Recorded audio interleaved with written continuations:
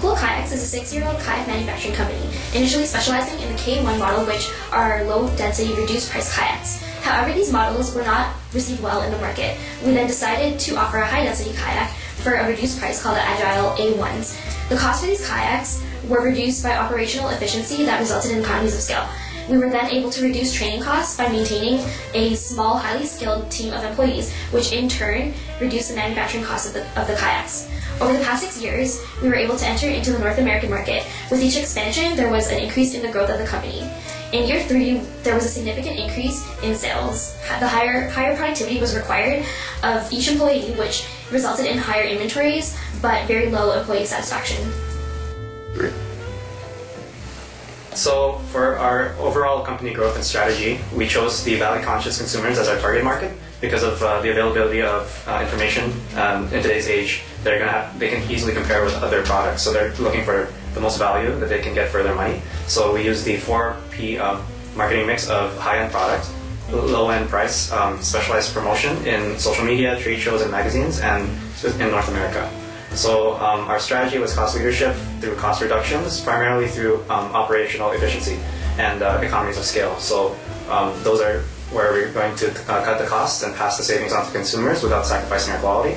And the economies of scale will be from the international expansion in the 3rd year in Mexico and the US. So this will entail some high short-term debts with high cash expenditures to focus on growth in the first 2 to 3 years. And today, Kool Kayaks is a profitable multicultural company with high-end growth and over 72 employees with $8.3 million in revenues and a sharp increase in share values in the recent years.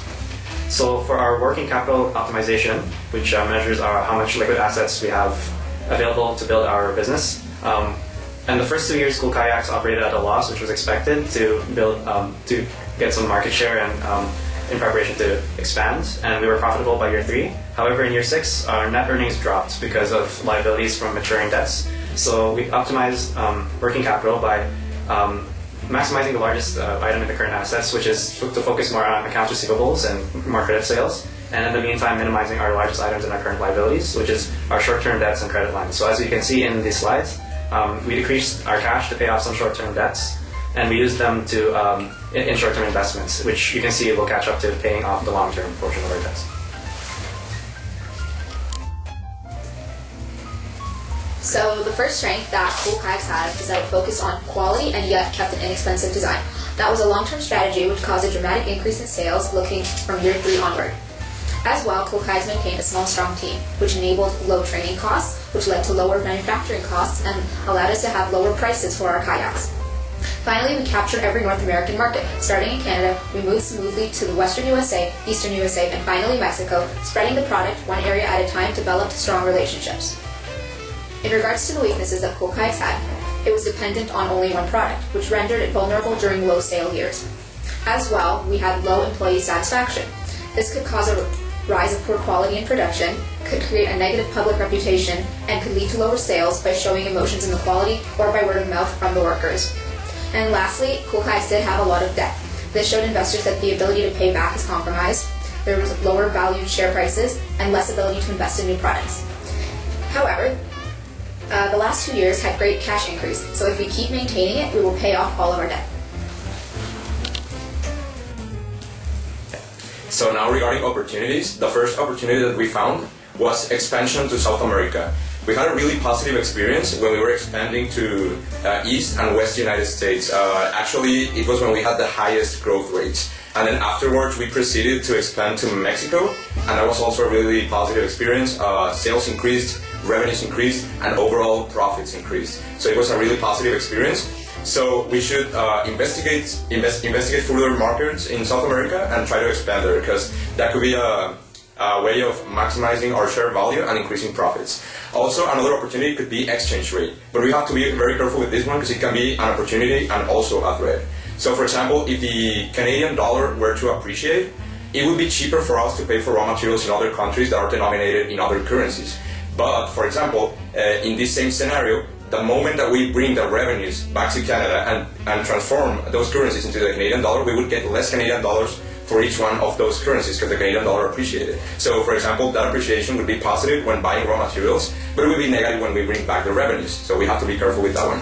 Now, another opportunity could be vertical integration, because that could help us to have a better quality control, and we could also have higher margins because now we would be controlling the other company, so all the profits would go directly to our company. So now, regarding threats, we have exchange rate, as I already mentioned, and the second one that we found is the entrance of new competitors. This is an important threat that we should have an eye on, because the fact that more competitors come into the market could limit our market share or even reduce it, and this could also put a downward pressure on prices. So this could reduce our margins and reduce our overall profits. So we should be careful with that. And also we have to keep an eye on our neighbor from the south, the United States, because we have to look for NAFTA modifications that might take place, because since we are operating in Mexico and in the US, it is very relevant to keep an eye on how the NAFTA negotiations are going to turn out, because it will definitely affect, in a positive or in a negative way, our business. So the main challenges the company faced were that the price that was set in each market, the production quantity, and whether to invest in new ovens. In order to decide the price, we had to see the margins and the total profit as well as the share value. In production quantity, we also looked at the previous year's demand growth and expected an equal percentage of growth for the following year, and we planned accordingly on the number of units produced. Investing in new ovens was tough since they were required in order to decrease the unit production cost and over time, but they were also a significant investment that would reduce the total profits during that year, and as a result limit and compromises the growth in the share price. The turning point of the company was the decision to expand to other markets, because this allowed us to increase our growth rate, total sales revenue, and profits. In year 2, we expanded to Western USA, year 3 into Eastern USA, and year 4 to Mexico. The growth rate of the company substantially increased after opening into each new region. We then stopped expanding to the new regions, and growth rate was stalled significantly. However, we do have plans in place for the future that will be further discussed later on. That's kind of short. For performance management, a self-appraisal by employees signifies an opportunity to be heard. When used in conjunction with appraisals with other employers, a self-appraisal intends to correlate more highly with performance measures. Studies have shown that employees tend to rate themselves higher and may end up compounding the issue where the employer and employee believe their performance stands. Peer appraisals have the ability to predict future management success. Peers spend more time together than their management typically does, so they can give a clear picture on the employee's performance. Since self-managing teams are becoming more popular, peer appraisals are growing as well. Studies have shown that peer appraisals positively affect open communication, motivation, group cohesion, and satisfaction. The largest issue with the system is log rolling, where team members rate each other highly to equally gain high-performance appraisals. To get around some of these cons, firstly, for self-appraisals, having a system where all employees know beforehand that their appraisals would be compared to other employees, and secondly, having both self and peer appraisals be compared to management performance appraisals to prevent log rolling. Training supervisors on how to avoid errors such as the halo effect, recency bias, and central tendency are important to make sure employees throughout the company receive consistent and valid appraisals. Another method of preventing bias throughout the company would be using a 360-degree appraisal. With this method, performance appraisals use multiple raters, including peers, employees reporting through the appraisee, supervisors, and customers if applicable.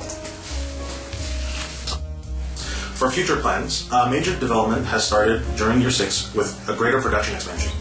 This expansion of ovens, productions, and employees led to a hit on net profit by 66%. We thought this expansion was necessary for future growth in established markets and potential movement into more markets.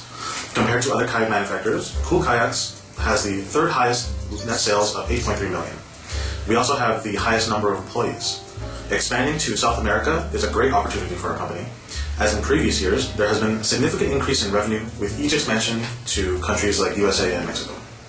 With such a large market opportunity, we can consider opening a factory in South America to help reduce shipping costs so we can reach countries in that region and Mexico easier.